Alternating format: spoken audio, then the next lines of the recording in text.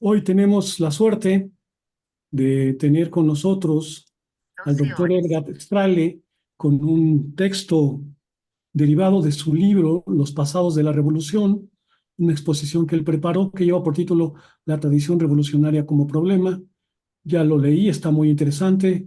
No he tenido tiempo de leer el texto, pero prometo que lo voy a hacer porque me interesó mucho su postura. Y sin más, gracias Edgar, gracias Daniel, gracias a los demás por estar presentes el día de hoy. Pues adelante, Daniel. Sí, bueno, tenemos el agrado, ¿no? de contar con la presencia de Edgar Strele. Voy a hacer una pequeña presentación de su biografía, nada más para que quienes nos estén escuchando en directo y también quienes nos vean por el canal de YouTube sepan su recorrido. ¿Ok? Edgar es licenciado en Historia, en Filosofía y en Antropología. También es doctor en Filosofía por la Universidad de Barcelona con una tesis doctoral sobre Hannah Arendt y el Mm, concepto de autoridad. Es técnico superior en arte e historia, donde desarrolla su trabajo en el Museo de Historia de Barcelona. Además, es profesor de filosofía de la historia en la Universidad de Barcelona. ¿Ok? También es investigador del Seminario de Filosofía y Género del Centro de Investigaciones, Teoría, Género, Sexualidad. Sus investigaciones se centran en la filosofía política, en la filosofía de la historia y en la historia de la memoria, en especial en la época contemporánea.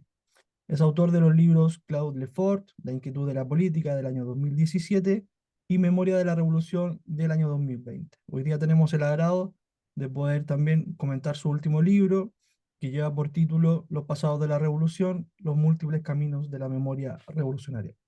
Edgar, te volvemos a agradecer por tu tiempo, por tu disponibilidad y te escuchamos con mucho gusto. Bueno, muchas tardes aquí desde España. Buenos días, imagino que desde el otro lado del charco. Entonces, soy el primero en daros las gracias a vosotros. Siempre es un placer hablar del propio libro, que despierte interés, y os agradezco muchísimo, Fernando y Daniel, que me hayáis dado la oportunidad de poder, de alguna manera, entrar a poder reflexionar conjuntamente sobre esto que he escrito. Os he pasado un texto que en verdad es una especie de mezcla de algunos elementos de los dos primeros capítulos, de la introducción y el primer capítulo del libro, donde sobre todo lo que se expone quizás es la parte más filosófica, luego hay otras partes filosóficas que se recuperan a lo largo del libro, pero un poco donde lo que me interesaba era plantear el problema. Al final sí que se asoman algunas cuestiones históricas y eso es importante porque el libro fundamentalmente, espero que no sea un pastiche, pero se mueve continuamente entre la historia y la filosofía, que son las dos grandes disciplinas, las dos grandes carreras en las que me he movido, ¿no? Entonces yo siempre he trabajado a la vez de historiador y de filósofo, he intentado hermanar, dialogar ambos campos en la medida de lo posible, ¿no? Entonces uno de los problemas que yo me había encontrado tenía que ver con el hecho de que quería tratar una problemática que me interpelaba muchísimo, que es esta cuestión de la memoria de las revoluciones, de la tradición revolucionaria, de la dimensión del pasado de las revoluciones, pero que con el problema de que si bien filosóficamente podíamos encontrar ciertos pensadores o pensadoras que se van mostrando a lo largo del libro, como Hannah Arendt, como Ernst Bloch, como Walter Benjamin y muchos otros que podían ser interrogados desde estas perspectivas, el problema que tenía es que quería plantearlo históricamente, quería analizarlo históricamente, pero no disponía de una historia para ello. Entonces, por eso el libro en verdad tiene una doble estructura de alguna manera, ¿no? Que en verdad se va complejizando mientras va avanzando, que es intentar explicar la historia de esa tradición revolucionaria sintéticamente, no puedo exhaustivamente, eso sería toda una enciclopedia que debería involucrar a decenas de personas, pero sintéticamente para intentar luego pensar, digamos, lo que hay ahí en juego, ¿no? Desde una filosofía de la historia, o si se quiere, a veces me siento más identificado con una filosofía de la memoria, ¿no? Que obviamente sería una parte de esa filosofía de la historia, pero donde lo que me interesa mucho es ver las porosidades o los conflictos también que puede haber entre esa historia y la memoria, que creo que es uno de los temas clásicos que continuamente están merodeando en la actual filosofía de la historia. Entonces, lo que me interesaba fundamentalmente para comenzar tenía que ver sobre todo con eso que había comentado, ¿no? Es decir, normalmente las revoluciones han tendido a ser estudiadas desde la perspectiva de cómo han roto el presente o hacia qué futuros, hacia qué horizontes y porvenires se podían dirigir, pero a mí lo que me interesaba de alguna manera era un hecho conocido, pero no estudiado sistemáticamente, que es qué relaciones establecen las revoluciones con su pasado, o mejor, con sus pasados. ¿no? Entonces, ver cómo en realidad toda revolución, como es normal, digamos, tiene una relación o unas relaciones, digamos, concretas, plurales, coyunturales, con los diferentes pasados, digamos, que juegan un papel central a la hora de entender el conflicto político, ¿no? Entonces, y para empezar, se podría hablar de diferentes formas de pasados, ¿no? Porque no solo se evocan o se rememoran diferentes pasados, sino también diferentes tipos de pasados. En ocasiones podrían ser, en general, pues pasados que son las memorias de los agravios, de los crímenes, de las injusticias padecidos, frente a los cuales muchas veces lo que se buscan son formas de desquite, de revancha o de justicia, digamos, y donde también en muchos casos lo que me interesaba es cómo este tipo de recuerdos y de memorias frente a las cuales aparecía a menudo la revolución como forma de redención, se desarrollaban en la clandestinidad. Otro tipo de pasado distinto que me interesaba es la propia de las luchas revolucionarias, ¿no? Como todas las revoluciones en general habían apelado a otras luchas revolucionarias anteriores, digamos, memorias de las insurgencias, memorias de las luchas previas, frente a las o desde las cuales se podía entender, digamos, la propia lucha presente como una manera de mantener viva, de prolongar esa tradición de los combates anteriores, ¿no? Digamos, pero también, en ese sentido, lo que me interesaba era cómo muchos de esos pasados, digamos, frente a la idea clásica de la tradición, podían caracterizarse por una serie de rasgos que son a priori sorprendentes si los estudiamos fuera de un marco como el revolucionario. Me refiero, por ejemplo, a que muchos de esos referentes podían ser claramente transnacionales, podían provenir de otras geografías y además también provenir de otras épocas. ¿Por qué me interesaba esa cuestión? Porque habitualmente la idea de tradición se ha asociado a la idea de continuidad, continuidad en muchos casos geográfica, pero sobre todo temporal, mientras que en la revolución continuamente nos encontramos que la discontinuidad en el seno de esa tradición revolucionaria jugaba un papel central. De ahí, por ejemplo, que en el texto comentara, digamos, que la Revolución Francesa podía apelar a la vieja Roma y a la vieja Grecia, digamos, como tradiciones remotamente lejanas, pero emotivamente, sentimentalmente muy cercanas, ¿no? Y cómo de alguna manera a veces, digamos, esa distancia temporal, digamos, no tenía por qué ser un problema, un impedimento, sino que podía jugar un papel de todos modos muy importante siempre que se entendiera dentro de la coyuntura determinada. Luego, si tengo tiempo, abundaré en eso. Y esta cuestión de la tradición revolucionaria también me interesaba porque no solamente la encontrábamos en memorias como la jacobina y, digamos, la socialista y otras, o la republicana, sino que también, y por eso, por ejemplo, citaba un pasaje de Kropotkin que me parecía muy ilustrativo, digamos, la podíamos encontrar dentro de corrientes como la anarquista, que naturalmente también cultivaron sus formas de tradición, y en el caso de Kropotkin, formas de tradición que de todos modos reivindicaban una revolución francesa con la que el anarquismo siempre ha tenido una relación, cuando menos, ambivalente, ¿no? Entonces, lo que me interesaba en este sentido era precisamente observar cómo el pasado era un elemento indispensable o irrenunciable de todos modos, digamos, en la historia de las revoluciones, ¿no? Un pasado entendido naturalmente como memoria, por una serie de rasgos que, por ejemplo, los encontramos en el texto que luego añadía de Trotsky, por el hecho de que son formas de relacionarse con el pasado que están atravesadas por toda una serie de elementos, entre los cuales el papel de la inspiración y el aprendizaje jugaban un papel, en muchos casos, muy importante. Y eso me interesaba por el hecho de que a menudo la relación que se establecía con los pasados revolucionarios se podía entender a su manera dentro de esa forma clásica de la historia como magistra vitae. Aquí, si queréis, como memoria magistra vitae, ¿no? Entonces, como una manera en la que el pasado es el que suministra toda una serie de elementos, de ideas, de herramientas, desde los cuales, naturalmente, el presente podía aprender muchas cosas que luego podían redundar positivamente en el decurso de la revolución.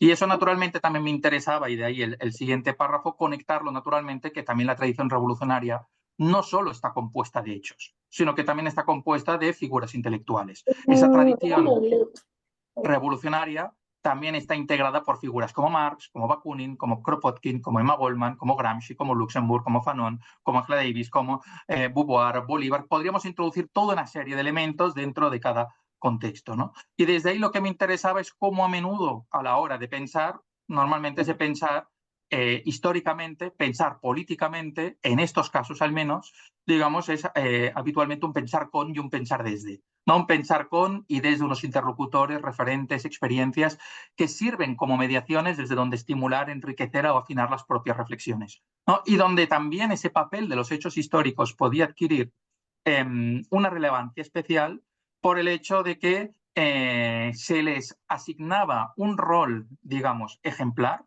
que servía como una exhortación de cara al presente para precisamente animarlo, movilizarlo o enseñarlo de alguna manera, ¿no? En ese sentido, uno de los aspectos que me interesaba mucho, digamos, de esa ética de la ejemplaridad, que en otros lados ha sido pensada por Gomá y por otros autores coetáneos, que es una cuestión que me parece muy central de pensar hoy en día, tenía que ver con el hecho de que en el contexto político lo que mostraba, para empezar, la ejemplaridad es que esas ideas que se defendían eran ideas que ya habían existido. Ideas, por lo tanto, que entroncaban con experiencias reales, no solo con ideas, digamos, de pensamiento, sino que de esa manera se mostraba, por así decirlo, la viabilidad, la plausibilidad de aquellas ideas que se estaban defendiendo. Por eso, digamos, creo que resultaba sintomático que Marx, por ejemplo, cuando hablaba de la Comuna de París, destacara que lo más revolucionario era su propia existencia, ¿no? O que Arthur Arnould, que es otro de un comunard muy interesante, destacara, y cito en el texto que os he pasado, destacara que París y los grandes centros marchan hasta el fin de su pensamiento, avanzan sin obstáculos por la vía del progreso, expandiendo sus rayos a su alrededor y convirtiendo por la mejor de las predicaciones el ejemplo. En el libro pongo muchos otros más casos, digamos, y como por ejemplo la tradición anarquista conectó a menudo con esta idea de la ejemplaridad, donde la mejor manera de predicar eran precisamente los ejemplos prácticos, y como de hecho el significado original de la propaganda por los hechos, luego asociado al terrorismo anarquista, conectaba inicialmente precisamente con esta ejemplaridad práctica, donde de alguna manera uno de los grandes objetivos debía consistir en materializar, en encarnar las propias ideas que se estaban defendiendo, ¿no? Porque precisamente sería la mejor manera de mostrar su viabilidad. Por eso, digamos, lo que me interesaba también era cómo, digamos, esta tradición conectaba de múltiples maneras con diferentes formas de pensamiento, ¿no? Entonces, y cómo esas formas de pensamiento precisamente enlazaban con esa idea de que la tradición podía ser pensada más allá de la continuidad y podía estar poblada por continuos saltos, por continuos olvidos, por un juego de visibilizaciones y de invisibilizaciones según los diferentes contextos. Luego en el debate, si queréis, puedo profundizar en los puntos que más interesen para poner precisamente ejemplos concretos que a lo largo del libro se intentan desgranar y en los cuales se quiere profundizar, pero cómo precisamente esa cuestión de la discontinuidad que se había comentado podía jugar un papel, digamos, acudiendo a Benjamin, que podíamos calificar del basamento de la genuina tradición revolucionaria. Al respecto he puesto algunas frases como ejemplos. Cuando Saint-Just destacaba, por ejemplo, que el mundo está vacío desde los romanos, pero su recuerdo todavía lo llena y profetiza su libertad. Digamos, como continuamente la sensación de que dentro de la tradición revolucionaria los saltos no son una especie de excepción, sino que forman parte de su propia, entre comillas, cotidianidad, precisamente por el hecho excepcional de las revoluciones. Las revoluciones son puntos con mayor o menor duración, pero son puntos en la historia, digamos, momentos de no normalidad, por lo que acudir a esas revoluciones anteriores, a esas revoluciones, digamos, a las cuales estaba recurriendo, digamos, a las cuales estaba apelando, precisamente debía comportar una filosofía propia de la historia, ¿no? Digamos, que pudiera tener la capacidad de poder integrar todos estos rasgos. Por eso, digamos, a la hora de intentar pensar esta cuestión de la tradición de la revolución, lo que me interesaba también era cómo podíamos entender la tradición desde este tipo de ángulos y desde este tipo de perspectivas, y cómo hasta cierto punto esa tradición revolucionaria podía ser una especie de oxímoron, de contradicción para muchos, razón por la cual, pese a ser un hecho muy conocido, pienso yo, luego podemos debatirlo, digamos, no debía ser entendida desde una actitud o desde unos parámetros conservadores, sino al revés. Como continuamente a nivel práctico, todas las revoluciones, todos los movimientos revolucionarios han apelado de diferentes maneras, pues, a referentes del pasado, ¿no? Y que referentes del pasado, donde ese pasado podríamos añadir no solamente un hecho del pasado, sino un hecho de un pasado sentido todavía como vivo, sentido muchas veces como incluso futuro, puesto que tenía digamos, la posibilidad, el papel de poder, digamos, incidir en ese presente. Por eso, naturalmente, la cuestión de la tradición, y como ya se nota en el subtítulo del libro, digamos, debía comportar también un análisis de lo que significa la memoria. En este caso, una memoria muy concreta, que es el de la memoria revolucionaria, para comprender cómo los colectivos políticos, cuando se presentan en la arena pública, cuando se presentan en la contienda política, no lo hacen en general. Sería interesante saber si hay alguna excepción o no, digamos, pero no lo hacen en general desprovistos de pasado o de historia. ¿No? Digamos, la memoria, al fin y al cabo, dota a los movimientos políticos de precedentes, de precursores, digamos, que atestiguan que esos grupos, digamos, también poseen una historia propia, digamos, que merece ser reivindicada y que al mismo tiempo legitima o inspira las luchas del presente. Por eso, en el caso de los movimientos revolucionarios, la ruptura del presente se podía facilitar precisamente a la hora de proporcionando pasados alternativos que al mismo tiempo desafiaban, rompían, refutaban lo que era la memoria oficial o la hegemónica. De ahí precisamente la importancia, digamos, de esos pasados y cómo las luchas revolucionarias en el presente, por así decirlo, implicaban también luchas políticas de la memoria, luchas políticas del pasado, ¿no? También lo que me interesaba en ese sentido es cómo precisamente esa memoria revolucionaria aparecía como una manera de honrar las propias causas, los propios muertos, digamos, y rescatarlos del olvido, digamos, frente a esos relatos oficiales que se habían ido difundiendo, cultivando. Y por eso uno de los rasgos muy interesantes, creo yo, que observé a la hora de estudiar históricamente las bases de este trabajo, es cómo muchos de los pensamientos de Benjamin, embrionariamente, los podíamos encontrar en los textos mucho menos conocidos de otros revolucionarios del siglo XIX, en especial franceses que quizá Benjamin llegó a conocer y que en algunos casos cita su nombre, pero en nuestros textos. En este contexto, por ejemplo, quisiera recuperar ese pasaje que os he copiado, que es el de Pierre Leroux, cuando ya hace más de un siglo y medio destacó: no, la muerte no es igual para todos. Todavía hay ricos y pobres en su dominio. No hablo de sepulturas de mármol, sino de esa sepultura que se llama memoria. Los dominadores bien pueden morir, pero siguen dominando en la mente de los hombres, a quienes han pisoteado bajo sus pies, están enterrados en el olvido.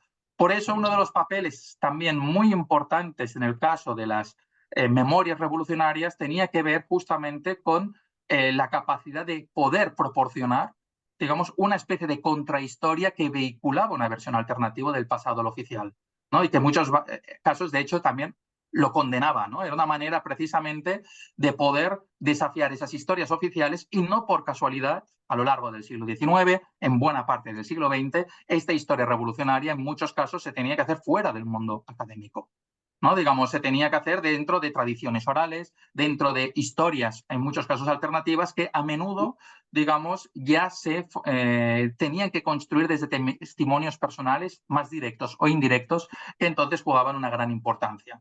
Para mí hay una línea de investigación interesante ahí, en el momento en que muchas veces se ha hablado de la gran reivindicación del testimonio tras los años 60, 70, digamos, con libros como los de Annette Gebyorka, La era del testimonio, digamos, pero cómo los testimonios ya en el siglo XX, en el siglo XIX y antes jugaban un papel central. En uno de esos casos, en el contexto de las memorias revolucionarias, ¿no? Y eso lo encontramos, por ejemplo, con uno de los primeros libros, digamos, en realidad podríamos decir incluso el primer libro que intenta rescatar la memoria jacobina después de la caída de Robespierre, el primer libro importante por lo menos, que es el de Filippo Buonarroti sobre Babeuf y la conspiración de los iguales, que sale en 1828. Es muy interesante la historia del contexto y luego, si queréis, podemos añadir algo más, pero ese pasaje que quisiera reivindicar, que está colocado en el texto que os he pasado, en el que Buonarroti destacaba: un momento antes de nuestra condena, sobre los bancos de la alta corte de Vendôme y ante el hacha aristocrática que les iba a golpear, Babeuf y D'Arthez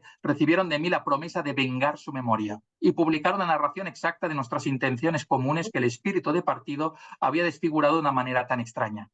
Lo que me interesaba es cómo enseguida, tras el fin de la Revolución Francesa, se constata la necesidad de intentar vengar la memoria vituperada, condenada, digamos, por los relatos oficiales del momento, y cómo esa historia revolucionaria, digamos, circula a menudo a partir de esas tradiciones soterradas, ¿no? Y en esos momentos totalmente al margen del mundo académico. Otro ejemplo interesante de ellos, que también un texto de aires benjaminianos, es el de Benoît Malon, que también he copiado, he reproducido, que forma parte del libro La tercera derrota del proletariado francés, en el que está destacando: un burgués republicano escribía con razón hace unos años: los vencidos no tienen historia, rompamos pues con esta iniquidad. El momento de engañar a la historia se ha acabado. A partir de ahora, entre los supervivientes de la derrota, siempre quedará alguien que diga la cara a los verdugos y a los calumniadores: habéis mentido.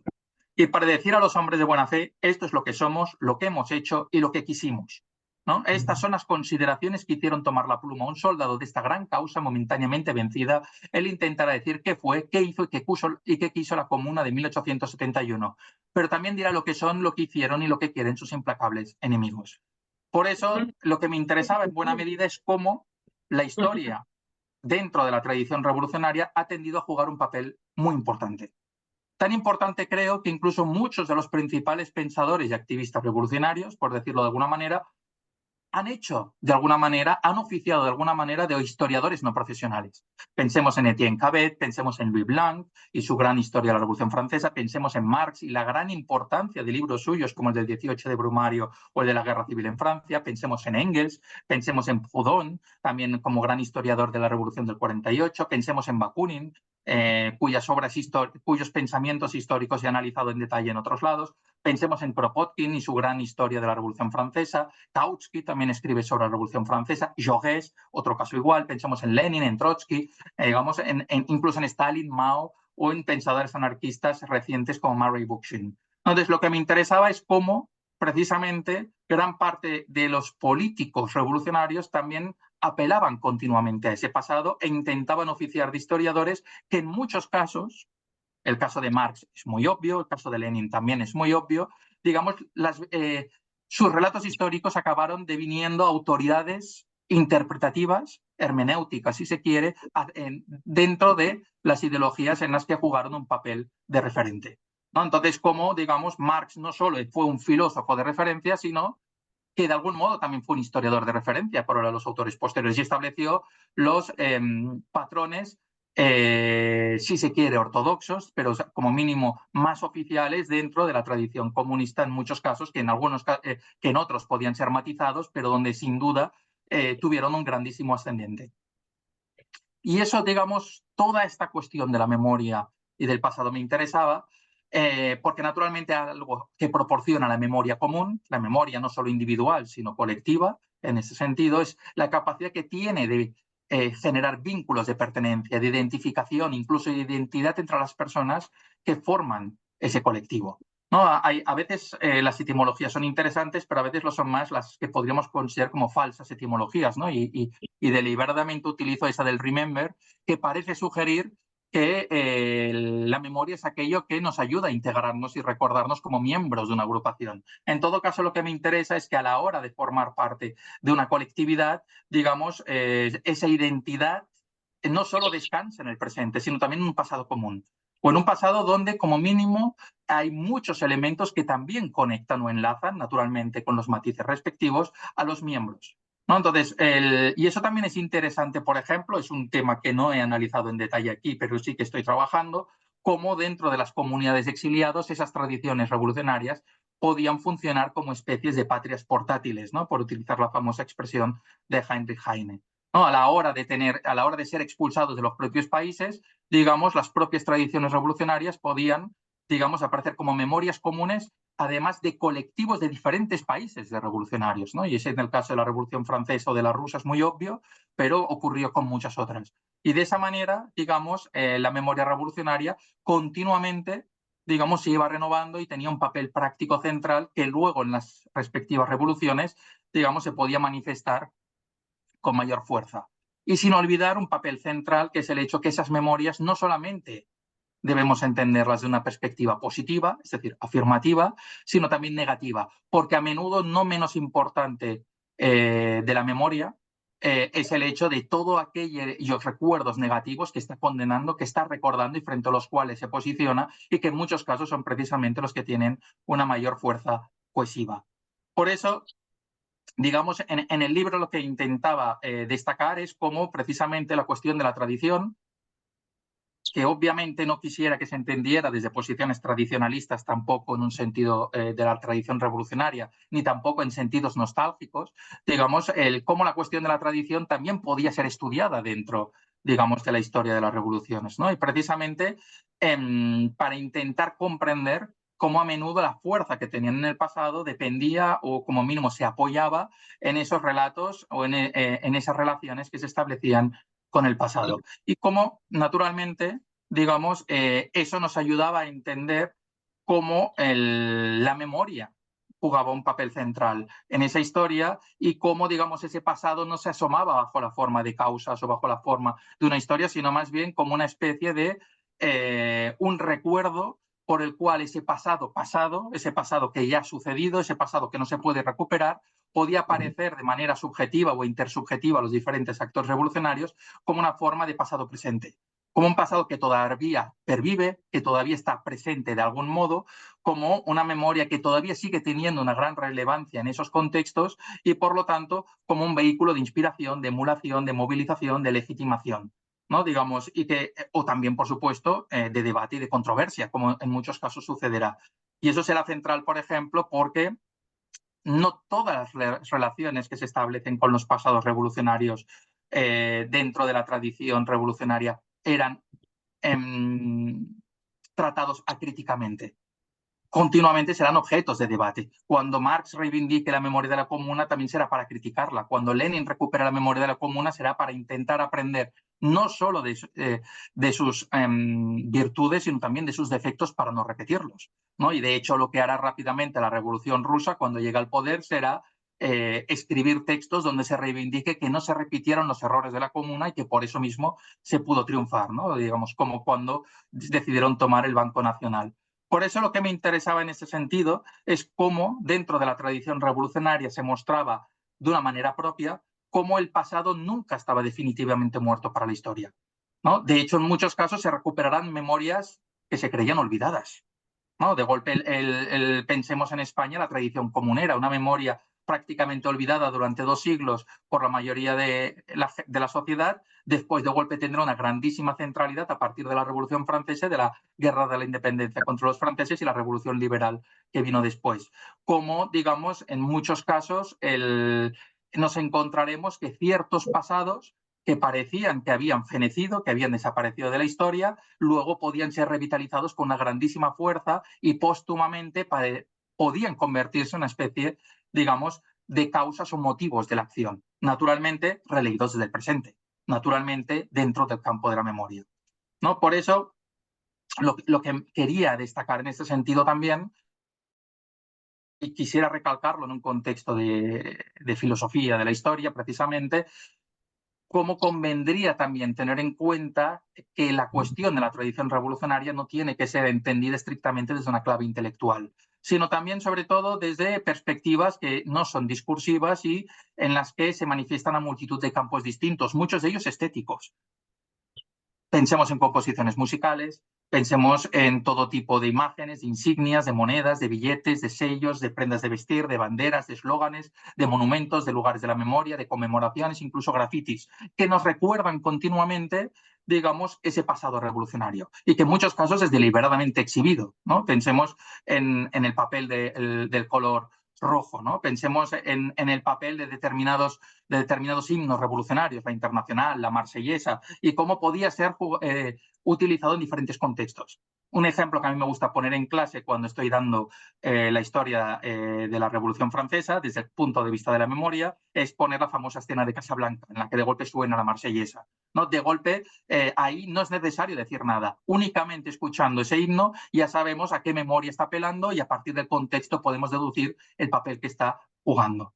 Entonces, lo que me interesa también tener en cuenta, y por eso el libro, uno de los elementos centrales de ese libro es la gran cantidad de imágenes que intenta mostrar, prácticamente yo diría que un centenar, es cómo la tradición revolucionaria está compuesta de tradiciones discursivas, pero también estéticas, prácticas e incluso organizativas, ¿no? En muchos casos las formas de organizarse, digamos, con tradiciones asamblearias, con las tradiciones que se organizan incluso a la hora de cómo tomar la palabra, del micrófono del pueblo, la forma de aplaudir alternativa en los últimos años en muchos contextos revolucionarios, ayudan a entender cómo esa cuestión de la tradición funciona por toda una serie de canales diferentes. Y por eso lo que me interesaba destacar básicamente es cómo toda esta cuestión de la tradición, en realidad, cuando la exploramos desde el punto de vista de la revolución, pues muestra una gran pluralidad que merecía ser estudiada dentro de su propia especificidad.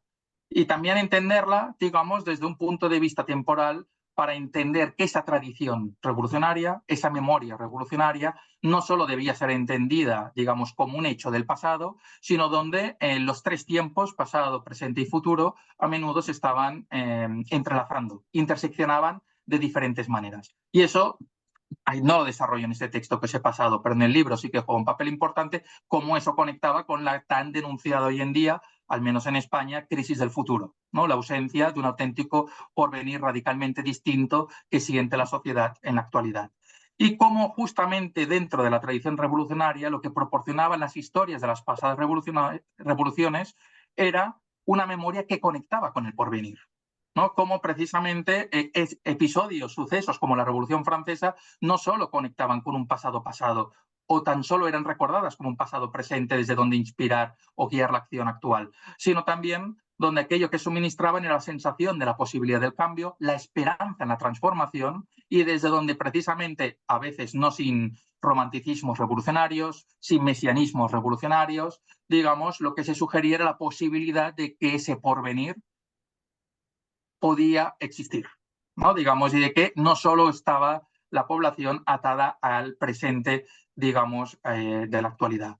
Por eso, lo que me interesaba en este sentido es cómo, a nivel práctico, y eso es algo que se estudia en el libro, cómo la tradición dentro del contexto de la Revolución Americana, de la Revolución Francesa, de la Comuna de París, de la Revolución Rusa y muchas otras, digamos, cuando se entiende en el contexto de la acción, a menudo lo que hace es no caer en actitudes pasadistas, sino más bien lo que hace es cómo se replantea el papel del pasado, digamos, y con qué tradiciones quiere tener relación para intentar transformar el presente y al mismo tiempo transformar la visión de ese pasado para actualizarlo, ¿no? Y cómo continuamente el presente y pasado se van influyendo mutuamente y desde ahí se puede entender justamente la apelación que se hace a esos pasados.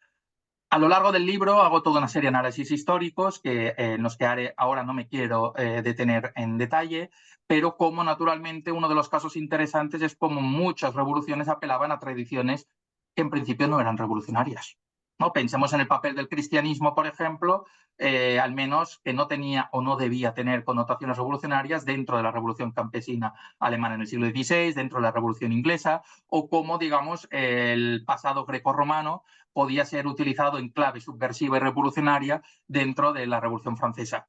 En otras ocasiones lo que ha sucedido ha sido lo contrario.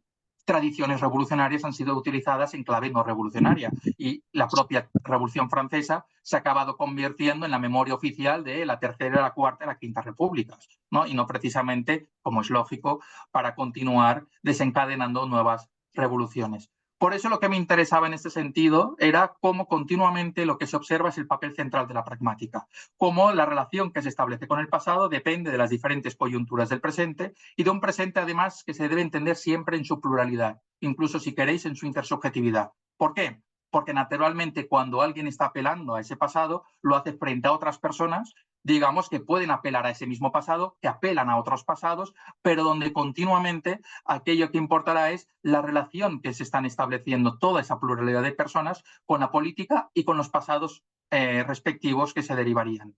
Por eso, digamos, algo muy interesante, pienso yo, tiene que ver con cómo esto se estudia mucho en detalle a lo largo del libro. La antigüedad que es utilizada durante la Revolución Francesa naturalmente es utilizada desde una gran pluralidad, como la propia Ilustración es utilizada desde una gran pluralidad, porque se trataba, digamos, de épocas históricas que podían ser muy reivindicadas por los diferentes revolucionarios y a veces contrarrevolucionarios del momento, y por lo tanto, digamos, aquellas versiones que se intentaban utilizar de cara al presente tenían que también enfrentarse a las diferentes interpretaciones desde otros actores del presente que apelaban a esos mismos pasados o que, por lo contrario, apelaban a otros pasados para desautorizar a esos que se estaban buscando.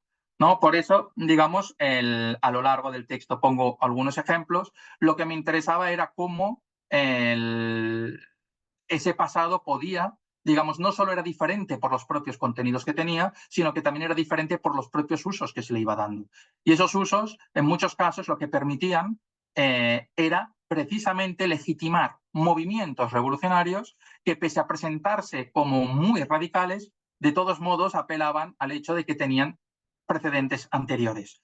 Un caso que me interesa, aquí lo he puesto simplemente como ejemplo ilustrativo, es el de una figura tan mítica como la de Licurgo en Esparta, que incluso pudo ser reivindicado por Babeuf o por Maréchal para intentar destacar que, bueno, al fin y al cabo, él ya había sugerido, digamos, la abolición de la propiedad de bienes y, por lo tanto, las propuestas que ellos estaban haciendo no debían ser vistas como utópicas o como demasiado radicales, puesto que, en el fondo, ya algunos referentes de la propia antigüedad que se estaba enseñando en las escuelas del momento, pues ya estaban defendiendo causas semejantes.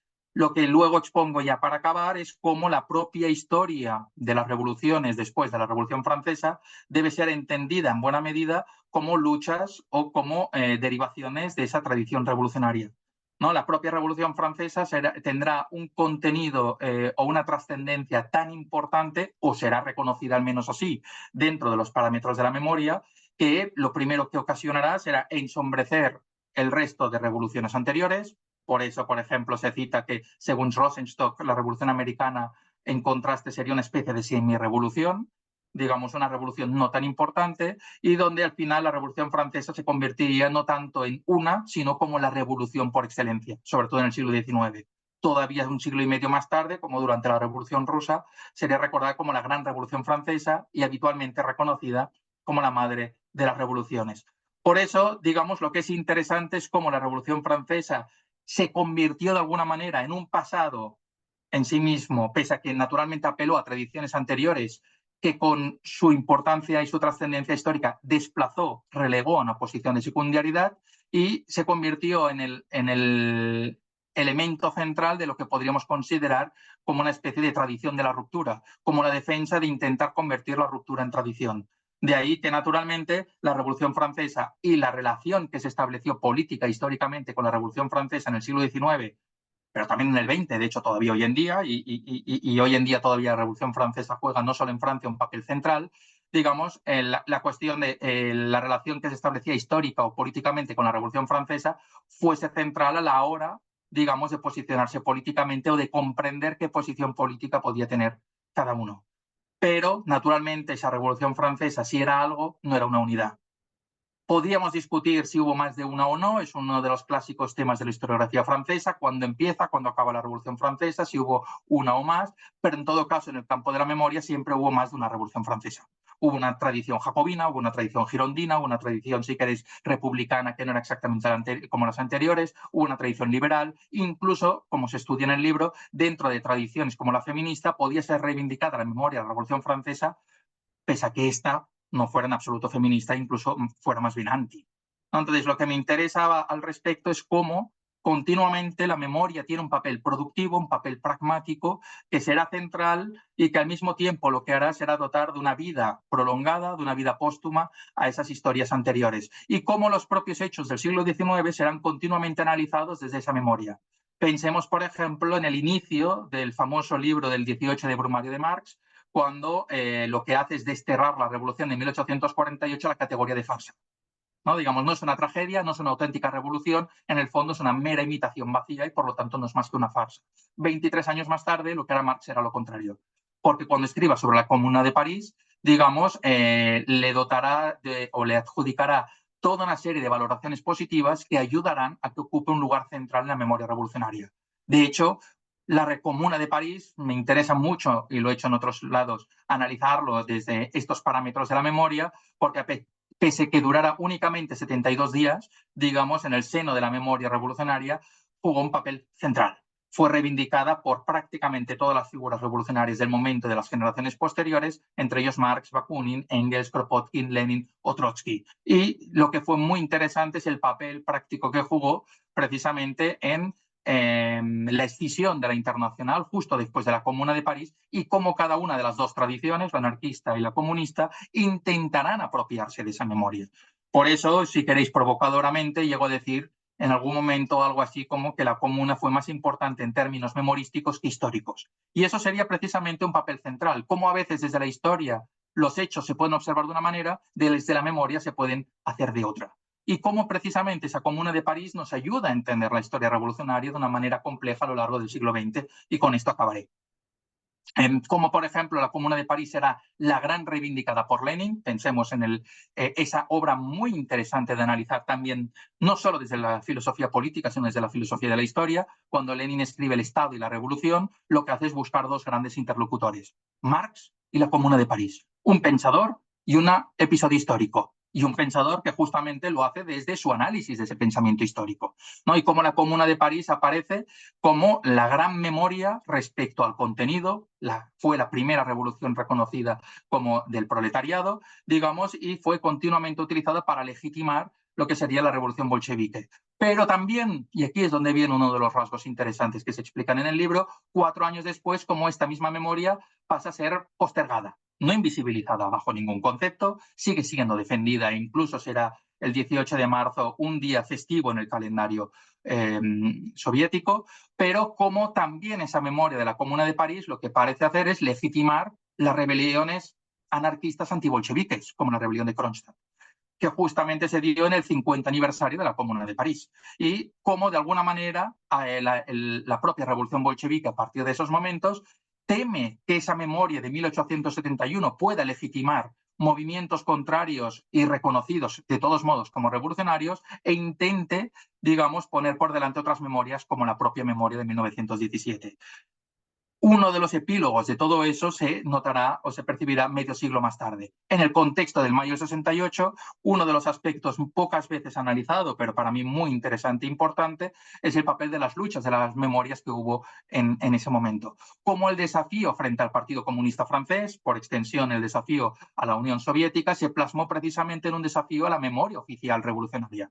Y como lo que se hizo fue justamente intentar desautorizar, enfrentarse a la memoria de la revolución bolchevique para buscar memorias alternativas. ¿Cuál será la principal memoria reivindicada en ese contexto? Pues justamente la memoria de la Comuna de París. No, la memoria de la Comuna de París, pese a ser un pasado anterior, era un pasado que podía ser más próximo para los revolucionarios del mayo del 68, precisamente porque les permitía reconciliar con una serie o con una forma de comprensión de la política basada en los personalismos, basados en la pluralidad, no en el espíritu de partido, digamos en la concepción festiva de la acción, en la que de alguna manera se podían reconocer. También gracias a la obra de Lefebvre, Henri Lefebvre, la proclamación de la Comuna, que había escrito unos años antes. Por eso lo que me interesaba mucho es precisamente cómo esa historia de la memoria revolucionaria lo que nos proporciona es una comprensión de cómo cada una de las generaciones, cómo cada una de las revoluciones, lo que proporcionaba, lo que suministraba, era una serie de relaciones con el pasado que se debían entender siempre dentro de sus determinadas coyunturas y en las que jugaban un papel central. Pero al mismo tiempo también tener en cuenta, y eso es uno de los problemas del libro, seguramente inevitables, cómo esa historia de la memoria también fue una historia simétrica, ¿no? Es decir, la propia historia de la memoria revolucionaria es una historia, digamos, de conflictos y de asimetrías también. No exenta tampoco de inclusiones y de exclusiones, razón por la que también uno de los gestos más interesantes de los últimos lustros ha sido la reivindicación de otras memorias, digamos, que dentro de la propia historia revolucionaria habían sido generalmente postergadas, despreciadas, incluso ninguneadas. Uno de los casos más notorios, más recuperados en los últimos años, es el de la Revolución Haitiana, al cual se le dedica una gran atención, pero que sirve precisamente para intentar comprender cómo la propia historia de las revoluciones y de sus memorias pues estaba atravesada por toda esta suerte de conflictos y que hacen que 2 siglos más tarde sea la Revolución Haitiana cuando por fin haya logrado una especie de reconocimiento que durante más de un siglo le quedó completamente vedado. Como incluso uno de los clásicos sobre esa revolución, Los Jacobinos Negros de C.L.R. James, tardó mucho tiempo en ser reconocido. Y pienso que con esto podría acabar la intervención, si os parece bien. Muchas gracias, Edgar. Muy precisa tu participación, muy clara. Te lo agradezco y damos paso entonces a las preguntas que se puedan generar. pueden ir levantando la mano en el Zoom y activar su audio, ojalá para poder hacer preguntas.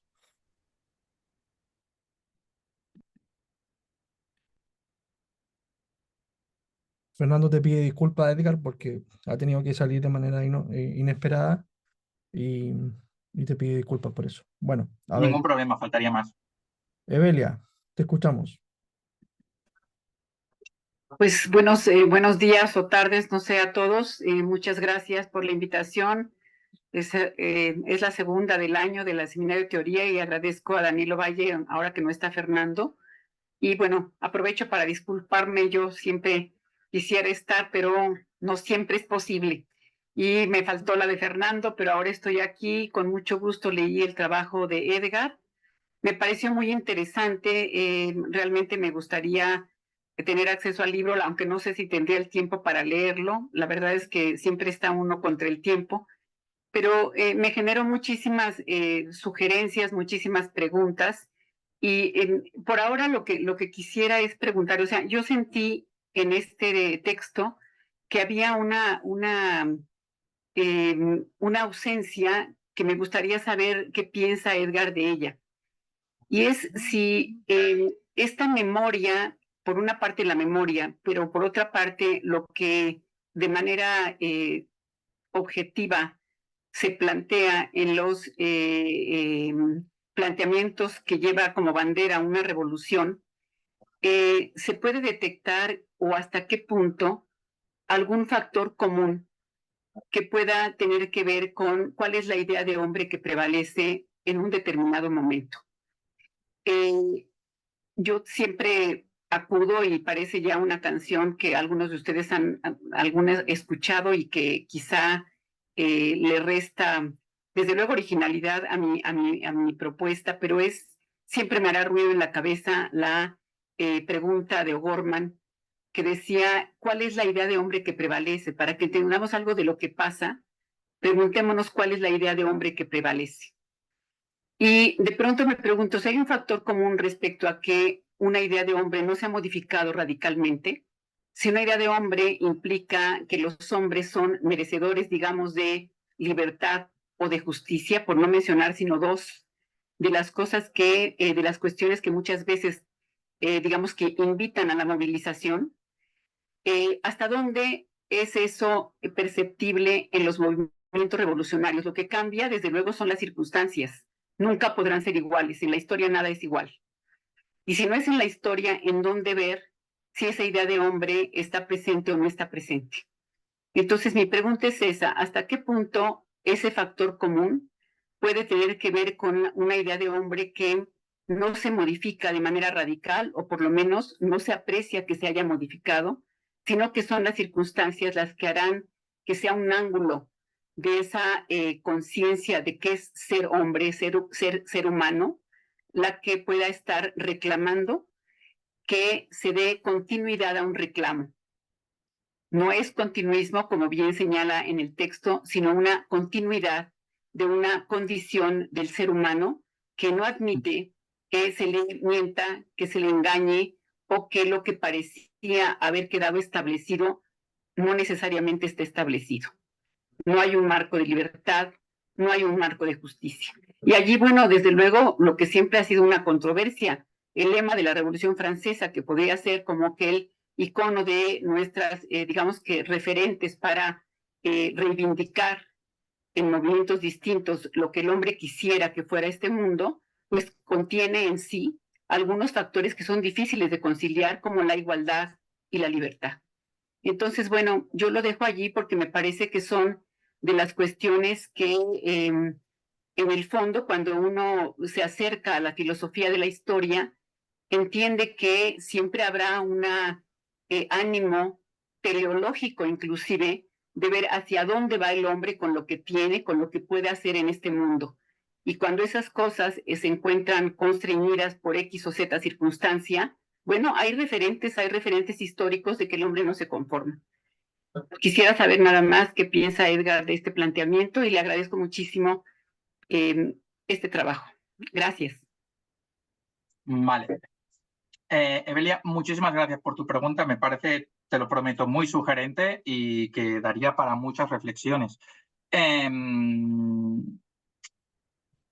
Realmente es algo que no he analizado en detalle propiamente en el libro, porque no es algo que yo considero que merecería un capítulo aparte. Así que te voy a responder en la medida en que pueda, de una manera improvisada y con riesgo a equivocarme. Sería muy interesante analizar esto siempre caso por caso, porque naturalmente habría muchos rasgos que ya no solo por cuestiones temporales, sino por cuestiones geográficas, por cuestiones culturales, digamos, se podría hacer esa especie de antropología de una manera diferente.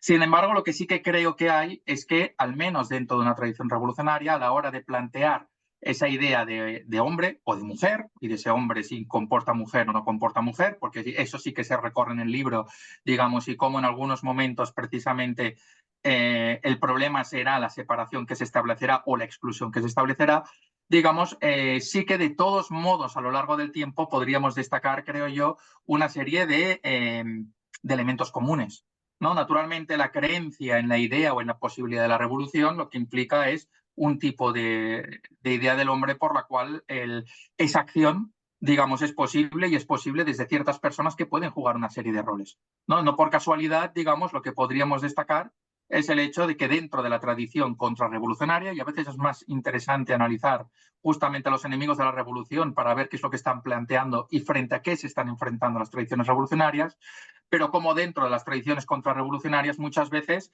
las revoluciones tendrán un papel central a la hora de plantear cómo son los hombres. Pensemos, por ejemplo, y es un autor citado de pasada en el libro, pero que me interesa mucho y lo he analizado más en otros lados, Gustave Le Bon. ¿No? Gustave Le Bon como una especie de sociólogo anterior a Durkheim, un sociólogo un poco avant la lettre, que es el gran sociólogo de las masas. Y precisamente las masas como irracionales, como volubles, como violentas, como, digamos, precisamente lo contrario de la idea de hombre que estaría teniendo. Y es interesante porque Le Bon no solo hizo una sociología de las masas del presente, por así decirlo, sino que también tiene un libro de historia sobre la Revolución Francesa. Precisamente porque para él intentar practicar una sociología del presente debía significar también hacer una sociología histórica en la que comprender de dónde provenían las masas actuales. Otro papel interesante al respecto, digamos, es como dentro de la tradición anarquista, un papel central lo ocupará durante cierto tiempo el rechazo de las lecturas del hombroso, ¿no? Digamos, sobre el delincuente innato, el papel de la frenología y compañía. ¿No? Entonces, como naturalmente no creo que podamos realizar una especie de conclusión general sobre la idea del hombre que podía haber ahí detrás. Pero a menudo esa idea del hombre, pues precisamente era deudora de una antropología bastante positiva, ¿no? Es decir, y donde aquello que se intentaban rescatar era los horizontes, digamos, de transformación positivos que se podían derivar de los seres humanos. Pero con esto habría que hacer muchísimas salvedades porque naturalmente habría también bastantes excepciones.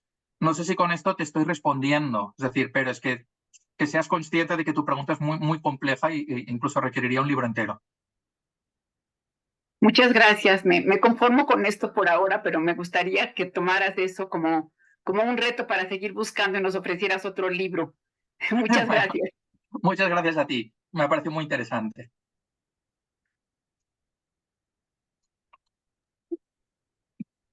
A ver, ¿quién más tiene alguna pregunta?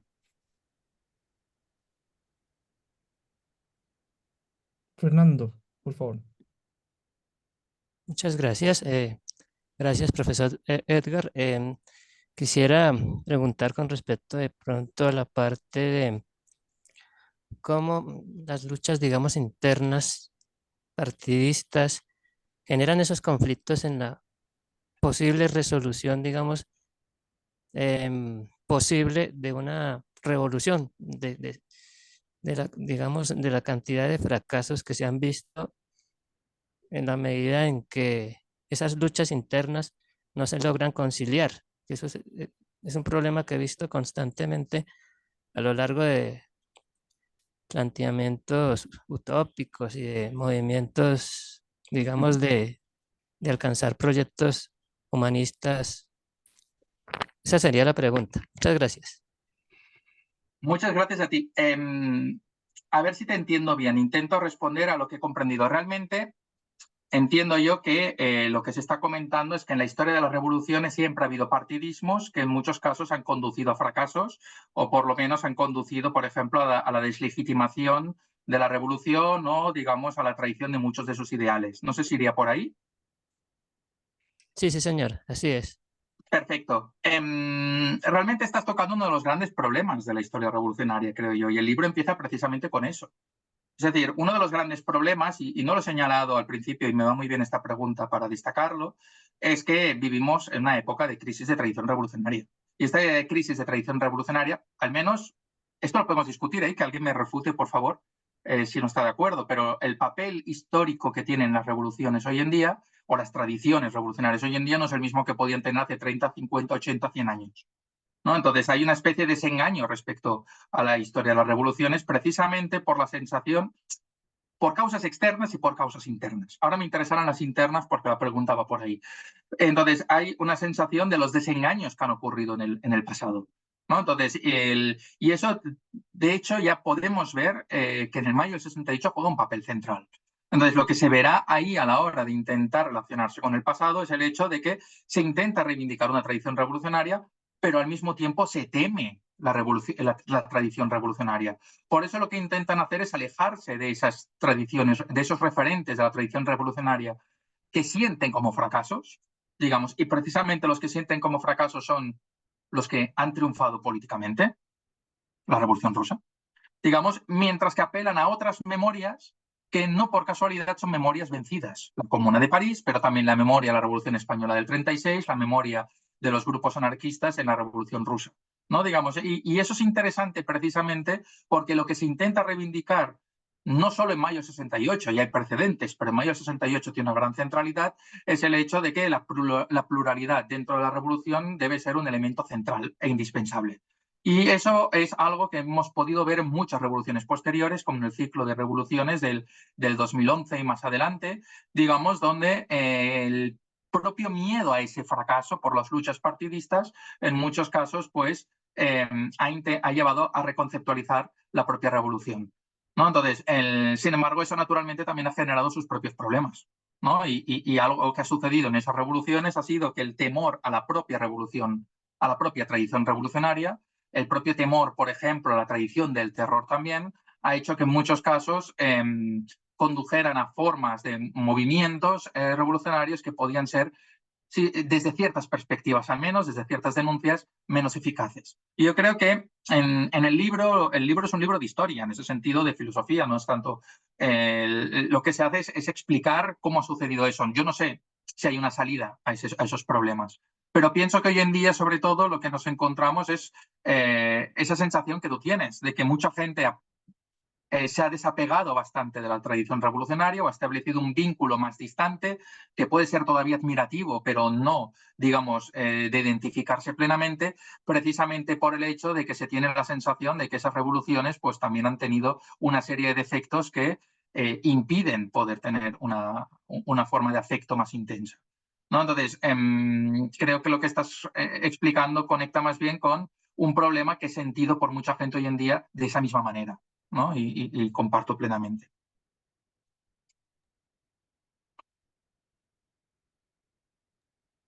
Muchas gracias, profesor. A ti por la pregunta. Profesor Francisco, por favor. Sí, gracias. Bueno, en primer lugar, pues me gusta la exposición. Estamos ante una ciencia viva, ¿no? Yo lo veo desde la historia, o sea, cómo rescatar esos acontecimientos, cómo volver a problematizarlos, como dice el título, la tradición revolucionaria como problema. Y fui copiando algunas partes de la exposición, como por ejemplo esta de que el pasado no está muerto en definitiva, y me suena a algo que se ha venido trabajando, ¿no? El pasado se revive, lo reviven los historiadores, lo reviven los filósofos, porque ha sucedido en la disciplina de la historia de que estamos muy abocados a buscar esa memoria y a buscar las verdades de la ocurrencia del pasado, ¿no? Estamos muy metidos en qué sucedió, en buscar verdades en el pasado, Y ahora con eso que nos menciona, de que la memoria hay que conectarla con el porvenir y esas formas de relacionarnos con el pasado, pues es el sentido que le estamos dando a los acontecimientos del pasado. Así lo pienso yo, pero es la pregunta para el doctor Edgar Stral. Esas relaciones con el pasado, pues es el sentido que cada investigador o cada persona que investiga algún acontecimiento es el que le está asignando. Esa es, bueno, así no la formulé como pregunta, pero ¿qué hacemos? ¿Buscamos verdades en el pasado de de esas ocurrencias, o nos vamos a una memoria que conecte con el porvenir, viendo así la utilidad de la historia en estos tiempos? No sé si la formulé bien, pero más o menos por ahí va. Sí, a ver si te respondo bien. Un papel central que me interesa es cómo continuamente dentro del presente no solo estamos pensando desde el mismo presente, ¿no? Es decir, no paramos de apelar a otros pasados y muchas veces esos pasados con los que más nos identificamos, o esos pasados que más nos interpelan, son justamente, y no por casualidad, los que más conectan, no solo con un interés histórico por el pasado tal y como fue exactamente, sino porque de alguna manera nos suministran, digamos, lecturas, inspiraciones, horizontes que nos encaminan hacia el propio presente o hacia el porvenir, ¿no? Y entonces lo que me interesa, y por eso en esos momentos ya la historia se convierte a menudo en memoria, ¿no? Porque aquello que importa precisamente es como la primacía del tiempo, digamos, se desplaza, digamos, del pasado hacia el presente y hacia el futuro. Y eso lo que nos evidencia es cómo el pasado pues tiene una gran complejidad o puede ser utilizado o visto de diferentes maneras, ¿no? Si se quiere utilizar una expresión de Hayden White, el pasado, hay un pasado práctico, ¿no? También, entonces hay un pasado que incide continuamente en nuestras vidas. ¿A qué me interesa dentro del punto de vista de las tradiciones revolucionarias? Pero podríamos apelar a muchos otros. Es decir, a mí en clase, por ejemplo, dentro de la psicología me gusta hablar, pues, por ejemplo, de los traumas, ¿no? Entonces, a veces hemos podido tener una experiencia traumática que es de hace 10, 20, 30 años y yo cuando la recuerdo todavía se me escapa un mierda, ¿no? Y cierro los ojos y todavía estoy sufriendo. Y haber olvidado lo que pasó ayer o anteayer de muchas otras cuestiones, pero hay pasados que todavía, digamos, nos acompañan y a veces no los elegimos. Y no siempre son positivos, ¿no? Entonces, la cuestión es cómo hay algunos pasados que se niegan a morir, por así decirlo, ¿no? Que no les damos todavía no les damos un entierro, ¿no? Y a mí lo que me interesa es que obviamente eso en el caso de la historia revolucionaria pues tiene una explicación muy sencilla, ¿no? El problema que me planteo es por qué esto no ha sido propiamente estudiado. Es decir, hay estudios sobre relaciones concretas, ¿no? La Revolución Francesa respecto a la Revolución Rusa y la Antigüedad respecto a la Revolución Francesa. Pero la cuestión es por qué ese concepto de tradición revolucionaria no ha sido estudiado históricamente, pese a que en realidad, y eso me interesa mucho destacarlo, es algo muy obvio, ¿no? Es decir, nosotros vemos a alguien con una camiseta de Che Guevara o vemos, digamos, en muchos otros tipos de símbolos y vemos que hay una conexión con la historia, ¿no? Y esa conexión con la historia no es la del historiador, sino que en muchos casos es la emotiva o una sentimental, ¿no? Y que de alguna manera dice algo de nosotros, ¿no? Y a mí es eso lo que me interesaba fundamentalmente. Pero sí, totalmente de acuerdo con lo que estabas comentando. Muchas gracias por la pregunta. Carlos, por favor.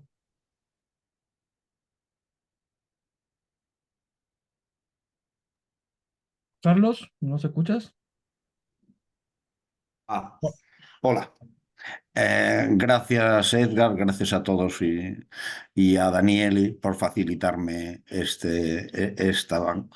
Y yo quería decirle a Edgar y preguntarle si esta de revolución en la que estamos se debe a ese vacío de intelectuales en el ámbito, en el ámbito de opinión no crítico. Y a la vez si esta involución puede ser una nueva revolución.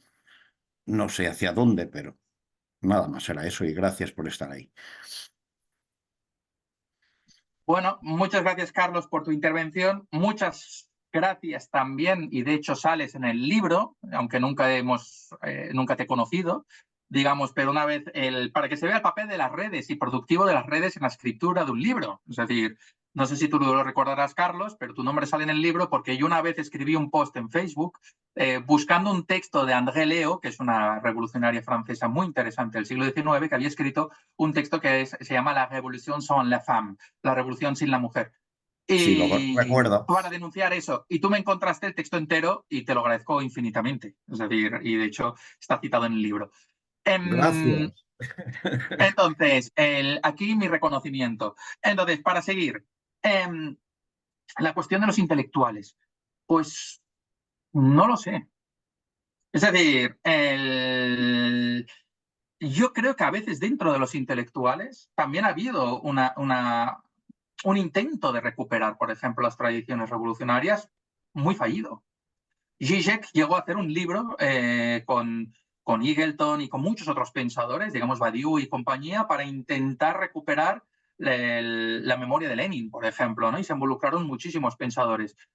Pero Lenin, ahora que estamos en el centenario, es una figura muy, muy incómoda, muy difícil de reivindicar para mucha gente, ¿no? Entonces, lo que es interesante de alguna manera, creo yo, es que también por el camino, y no sé si tengo la respuesta a lo que me preguntas, pero que hay una frase que me gusta mucho de Zizek, como precisamente la memoria del terror de la revolución es justamente la que más éxito ha tenido en las últimas décadas, ¿no? Es decir, y eso ha hecho que precisamente la relación con las tradiciones revolucionarias está atravesada muchas veces por el temor a no repetir circunstancias semejantes. Y por eso lo que se ha buscado son otras tradiciones en otras revoluciones que puedan parecer, digamos, menos incómodas, pero que al mismo tiempo suponían pues una postergación de las históricamente principales, la francesa y la rusa, ¿no? Que al mismo tiempo que han sido las más exitosas a nivel humorístico, hoy en día son las más incómodas en general. De hecho, en Francia ya hace tiempo, por ejemplo, ya desde los tiempos de algo que se certificó con el Bicentenario en 1989,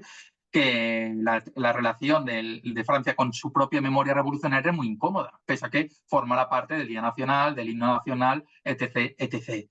Entonces, yo creo que por el camino han pasado cosas muy importantes que convendría analizar, y no sé si están analizadas históricamente en detalle. Me refiero, por ejemplo, a la transformación de la comprensión de la violencia, ¿no? Es decir, el papel de la violencia y su aceptación hace varias décadas y hoy en día pues, ha cambiado muchísimo, ¿no? Y eso lo notamos, por ejemplo, en textos de Benjamin como el que tiene justamente sobre la violencia, que hoy en día pueden resultar muy incómodos y que han propiciado que se hayan buscado formas de revolución que, por ejemplo, intenten ir más allá de ese marco violento, ¿no? Oye, por lo mismo, antes hablaba del partidismo, ¿no? Entonces han intentado buscar formas de revolución que intenten evitar una estructura partidista como la que Lenin había defendido en el qué hacer. Entonces, en muchos casos, la propia historia de la comprensión de la revolución ha cambiado, ¿no? Y ha cambiado de manera comprensible, para unos para bien, para otros para mal, pero que han hecho que, por ejemplo, lo que hoy en día, y ahora te hablo desde España, se pueda considerar como una revolución, como la del 15M, como la de los indignados, quizás hace 100 años no se hubiera reconocido como revolución, precisamente por la renuncia a la violencia, por la renuncia a la toma del poder y por muchas otras cosas.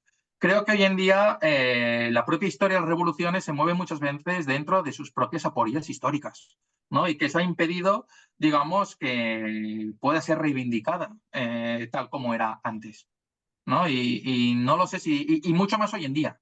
Es decir, en España será un caso curioso, ¿no? Es decir, el último presidente del gobierno de un partido socialista, anterior al actual, Zapatero, antes de perder el poder, pues recibió una revolución como la del 15M de los indignados. Hoy en día, Pedro Sánchez, no sé cuánto tiempo durará, pero cualquier planteamiento revolucionario creo yo que es impensable porque se siente constantemente la amenaza de una extrema derecha que atenaza e imposibilita, digamos, la emergencia de cualquier movimiento revolucionario. Creo que es muy interesante comprender los contextos. Hoy en día mucha gente se siente a la defensiva y que no se pueden plantear ciertos tipos de acciones porque sería precisamente dar combustible al enemigo político. Y un enemigo político como la extrema derecha que generalmente se está presentando en España, en Francia, en muchos otros países como antisistema, como políticamente incorrecta, como si fuera precisamente la que busca una especie de retórica a su manera revolucionaria, ¿no? Y por eso en el libro específicamente quise tratar un epígrafe extenso a cómo el fascismo se utilizó una retórica revolucionaria precisamente para intentar reforzar sus posturas políticas de manera instrumental, pero desde unos marcos que le hicieran presentarse como precisamente lo que desafiaba a lo hegemónico, etc., etc., aunque en realidad fuera una cosa muy distinta. Entonces, no lo sé, Carlos, no lo sé cuál sería la respuesta a este tema, pero no creo que sea comprensible únicamente desde el punto de vista de los intelectuales, creo yo. No sé si te he Muchas gracias. respondido y muchas gracias por todo. A ti, Edgar. Buenas tardes, buenos días y a seguir. Hasta luego. Hasta luego.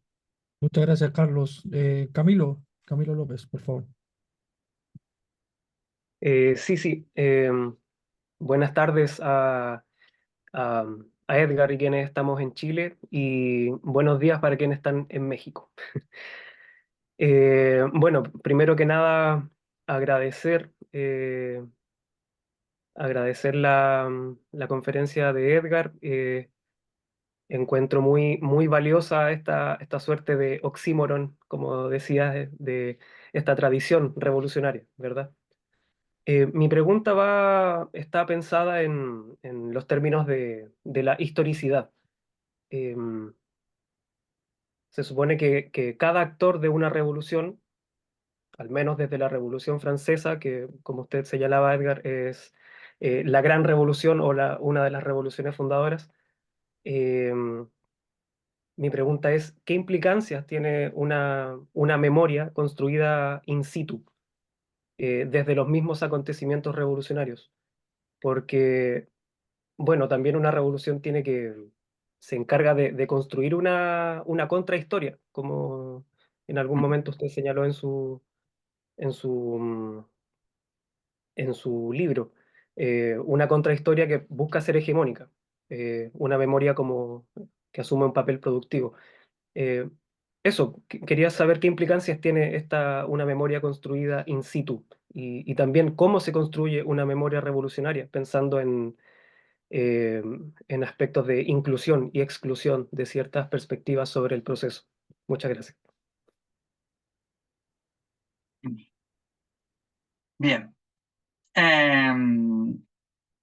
Es una pregunta complicada. Es decir, el tema es, creo yo, que precisamente el papel ha sido muy importante. Lo que encontramos ya en un principio es como la propia Revolución Francesa es plenamente consciente, y esto se explica con cierto detalle en el libro, digamos como la propia Revolución Francesa es consciente de que para transformar el presente y dar pie a un nuevo mundo, también tiene que transformar el pasado. Y lo primero que hará, por ejemplo, al respecto será intentar replantear su cuestión con la memoria. Y lo primero lo veremos ya con la propia Bastilla. La propia toma de la Bastilla se convertirá desde el principio en una fecha absolutamente imprescindible e inaugural para la propia Revolución Francesa, ¿no? Y eso lo notaremos, y de verdad te pongo imágenes, digamos, de cómo hubo un culto a la acción de la Bastilla que incluso se materializó en juguetes. Había juguetes, digamos, de los niños de 6, 8 años que tienen que ver con los cañones y la toma de la Bastilla, ¿no? En todo tipo de relatos. ¿Cómo, digamos, también en qué se manifiesta esto? En la construcción de un nuevo calendario.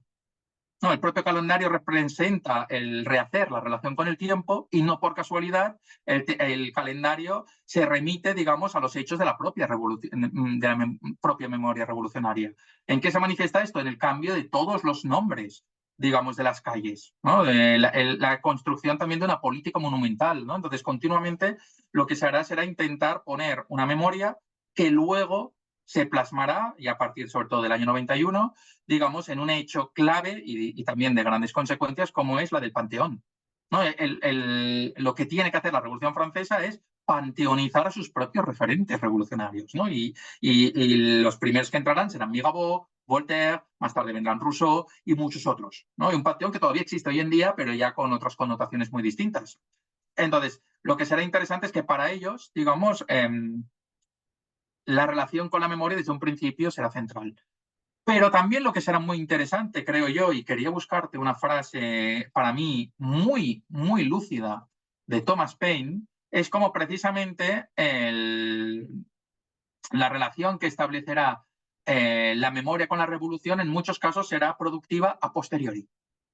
¿no? Es decir, Thomas Paine es una figura muy interesante porque inspira en muchos aspectos la propia Revolución Francesa, luego tendrá sus problemas con los jacobinos, pero de todos modos no renunciará a los principios de la Revolución, pese a que haya estado a punto de morir por culpa del terror, y hoy en día es considerado como una de las figuras, digamos, uno de los grandes precursores, si no el precursor junto a Spence, conocido como renta básica universal.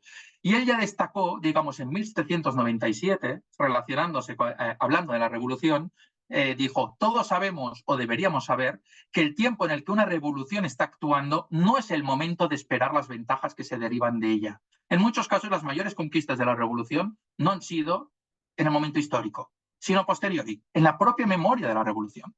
¿No? Entonces, los principios que se ponen en juego durante esa revolución han seguido guiando, generaciones después, incluso siglos más tarde, las acciones que a veces desde cauces no revolucionarios han seguido, digamos, siendo un motor de progreso y transformación. ¿No? Entonces, lo que me interesa mucho en ese aspecto es cómo precisamente a veces lo más interesante de las revoluciones no es su historia, sino también su memoria, por lo menos. ¿No? Entonces, y como por ejemplo, y esto se recorre mucho en el libro expresamente, digamos, la Declaración de Derechos, digamos, del Hombre y del Ciudadano del 89, es utilizada por los haitianos para intentar reivindicar la propia igualdad, digamos, y libertad de los esclavos. Y desde ahí la legitimarán. O cómo, digamos, la tradición feminista y reivindicará en el siglo XIX, y de hecho la primera mujer que se presentó, que se retrató como feminista, Hubertine Auclair, fue una grandísima reivindicadora de la memoria de la Revolución Francesa, para decir, no, ahora lo que falta es feminizar esa revolución, pero todos los principios están ahí. Ahora lo que hay que hacer es hacerla coherente consigo misma. ¿No? Entonces, lo que me interesa muchas veces es cómo en realidad a veces la memoria de las revoluciones precisamente destaca por ese carácter a posteriori, ¿no? Ese carácter diferido, ¿no? Y que lo que hace es que al final su productividad no sea tanto en el momento en que se dio, que también en muchísimos casos, es decir, no hay que negarlo, es decir, sino más tarde, ¿no? Entonces, y por eso lo que me interesa es esa especie de un concepto de tiempo pues muy extenso, ¿no? Donde va más allá en que el tiempo histórico acabó. No sé si te he respondido, pero iría por ahí. Sí, lo agradezco. Claro, hay muchas cosas que no se logran visualizar en el momento de la revolución, así que sí, agradezco. Has respondido a mi pregunta. Muchas gracias, Camilo. Bien, le damos la palabra a Mikhail. Muchas gracias.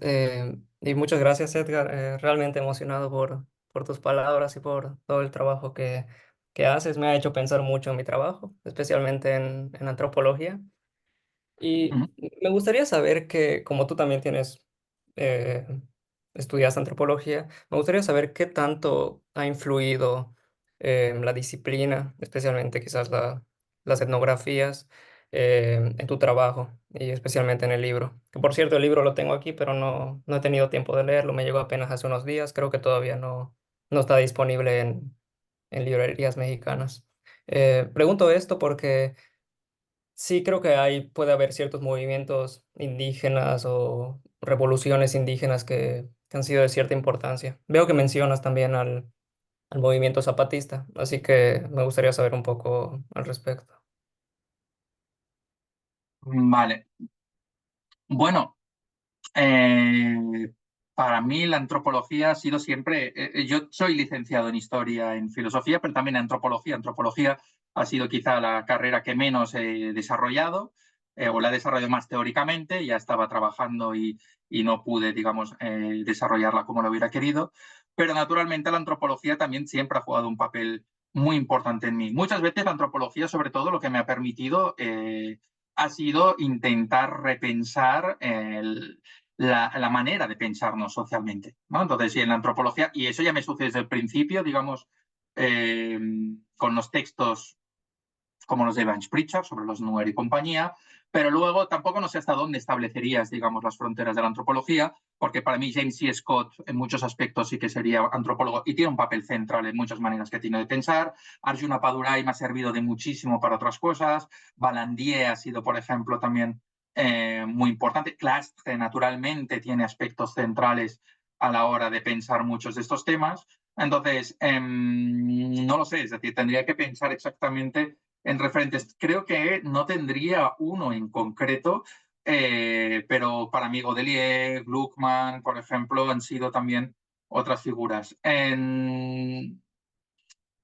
El problema es que, claro, es decir, la cuestión de la tradición revolucionaria sí que es un tema muy específico que en un principio se alejaría bastante de todo esto, ¿no? Pero siempre las bases sobre el tiempo, me he olvidado de Marshall Salins, por ejemplo, tienen un papel muy importante. Y creo que ahí detrás hay muchas reflexiones que conectan con eso. Pero quizá James C. Scott sería una de las figuras más importantes. Y luego hay, ¿cómo se llaman? Hay un libro muy interesante, no sé si lo has leído, lo has conocido, el de, espera, porque soy horrible yo para los...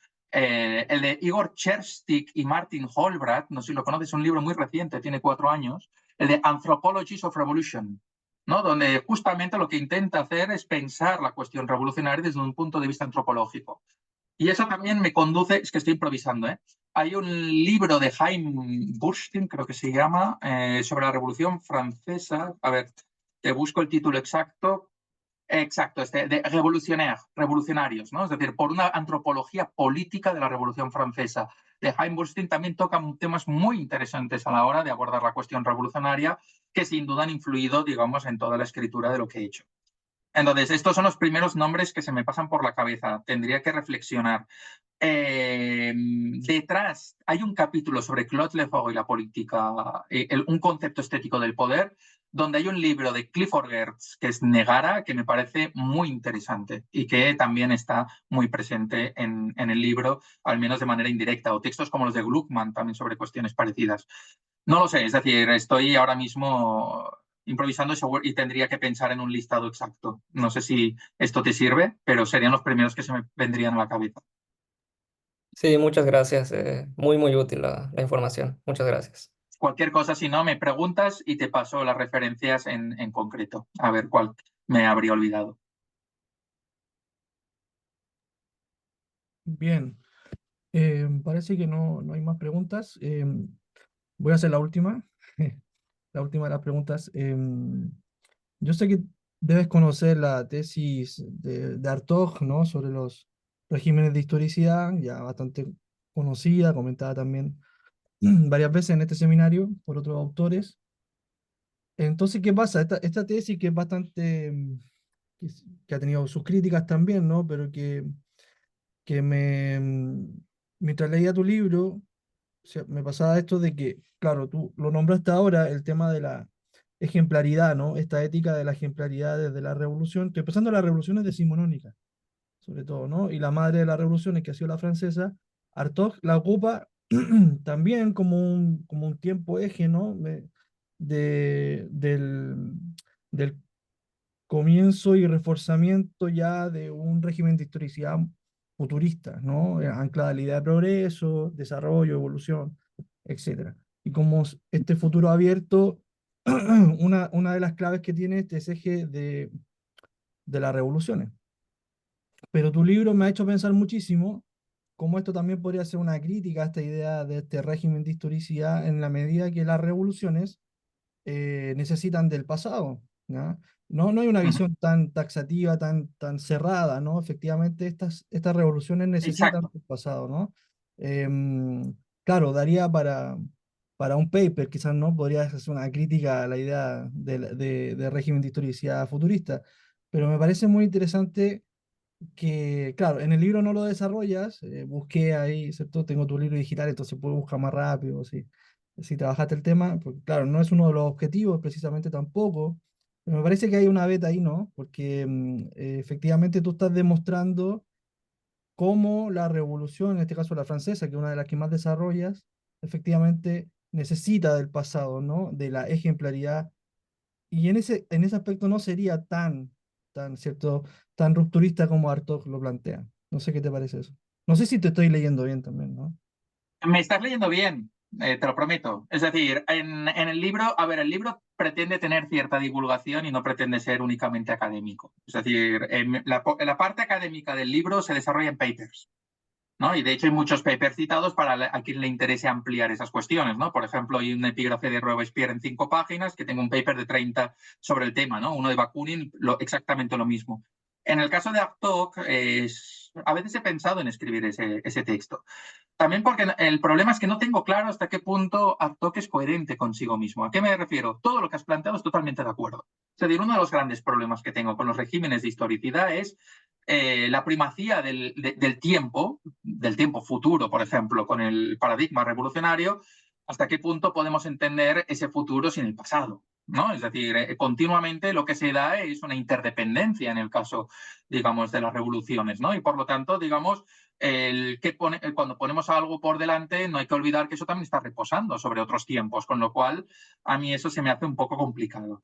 Pero al mismo tiempo, Hartog tiene un libro, y lo cito porque es uno de los mejores libros de Hartog, en mi opinión, que es el de los antiguos a los modernos, ¿no? Y de los modernos a los salvajes, donde justamente él es plenamente consciente de la relación de la Revolución Francesa con el pasado. Hartog no solo es un gran pensador, es un gran historiador, y no habrá que enseñarle muchas cosas sobre la Revolución Francesa. De hecho, ese libro a mí me ha ayudado mucho a pensar la Revolución Francesa. Entonces, por eso no acabo de comprender a veces la postura de Hartog, saber si la leemos bien, si la leemos mal, porque precisamente yo tenía la misma sensación que tienes tú. Es decir, cuidado con intentar desgajar esos tiempos. Como mínimo en el contexto de la Revolución Francesa, eso es incomprensible, creo yo, porque en todo momento, incluso a nivel retórico, la retórica de la virtud, ¿no? Por ejemplo, que en todo momento se está enlazando con los clásicos, se está enlazando, digamos, con muchos otros tiempos. El Panteón es súper obvio, digamos, esas reminiscencias, ¿no? Y por todos lados el paisaje estético de la Revolución Francesa con el neoclasicismo como bandera. Es decir, no están viendo el futuro, digamos, desgajado del pasado. Es el pasado el que asome nuevos rostros para proyectarlos hacia el futuro de alguna manera, ¿no? Luego habría que calibrar exactamente dónde sí y dónde no y establecer matices, pero el pasado es omnipresente.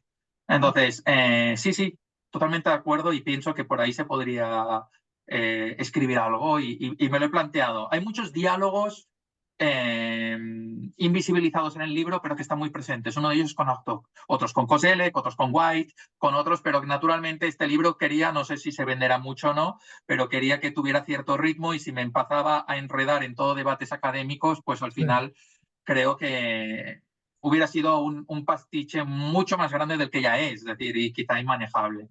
Pero totalmente de acuerdo. Yo creo que me has leído bien. Vale, bueno. Y muchas gracias por la pregunta. Dime. No, la gracias a ti de nuevo, Edgar, de verdad, por tu tiempo, por tu colaboración con el seminario. Fernando te manda un abrazo muy grande, los agradecimientos también a nombre de él.